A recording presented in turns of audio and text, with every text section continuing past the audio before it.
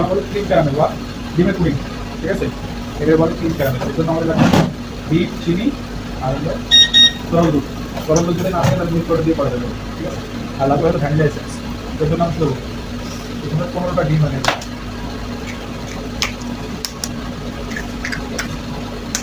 ডিম ভাঙার সময় এক পাত্রে অনেকগুলো ডিম ভাঙা যাবে না, ঠিক আছে? কেন? কারণ একসাথে অনেকগুলো ডিম ভাঙার সময় যদি একটা পোকা ডিম পড়ে তাহলে সবগুলো ডিম ফালা দিতে হবে, একটা করে বারবার ভাঙতে হবে।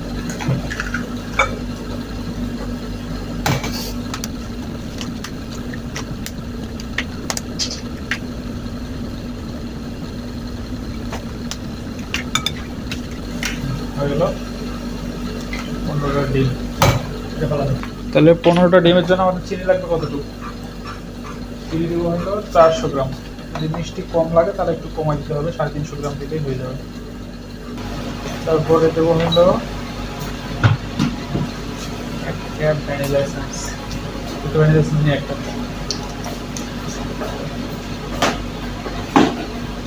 এরপরে কি এটা ভালো করে মিশাইতে হবে।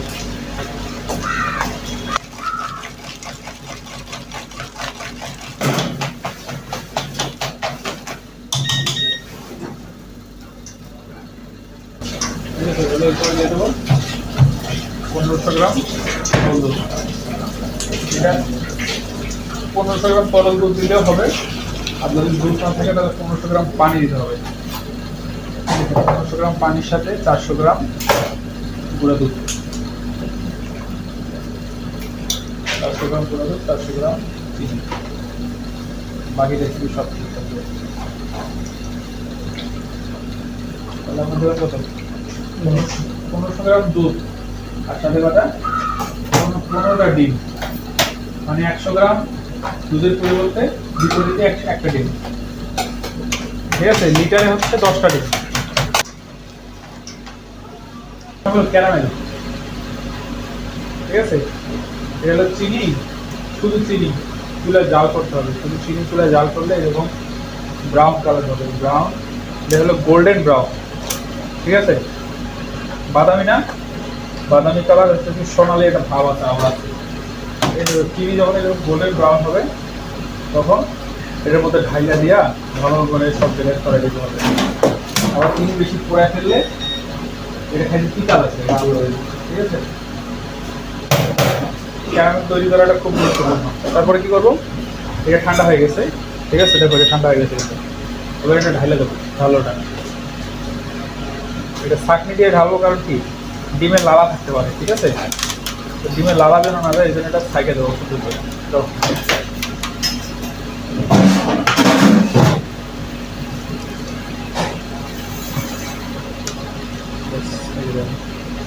ডিমে কি দানা রয়ে গেছে না?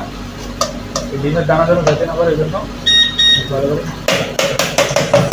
ছাঁকে দিতে হবে। তারপরে একটু অতিরিক্ত ফেনাটা তুলে ফেলবো।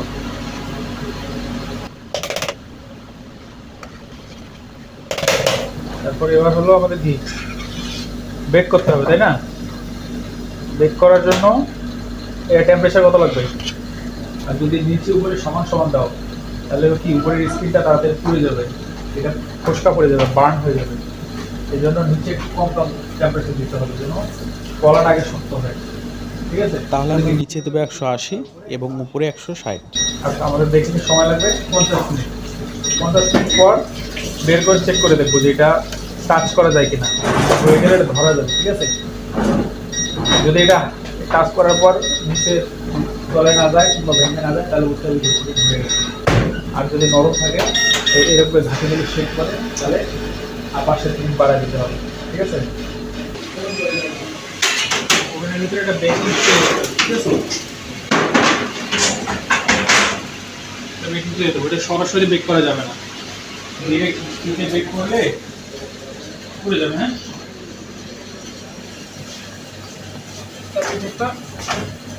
বেকিং ট্রের উপর দিয়ে এর পানি দিতে হবে।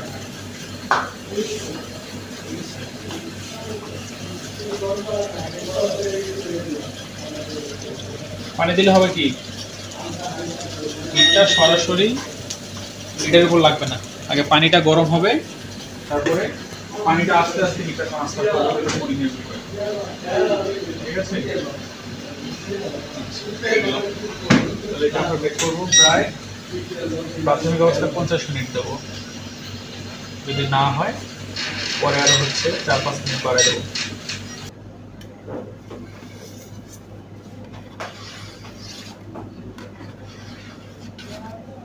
হয়ে গিয়েছে। এখন এটা আমরা ঠান্ডা করে নেব আগে। ঠান্ডা হলে এটা 6 থেকে 12 ঘন্টা চিলারে রেখে দেবো। তারপরে এটাকে আমরা কাটবো বা ট্রান্সফার করবো। ওভেন থেকে নামানোর সাথে গরম গরম যদি এটাকে আমরা কাটতে চাই তাহলে এটা সম্পূর্ণটা ভেঙে যাবে এবং গলে যাবে।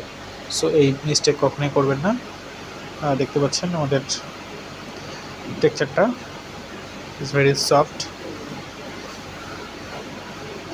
So thanks for watching. দেখা হবে নেক্সট কোনো ভিডিওতে। Bye by.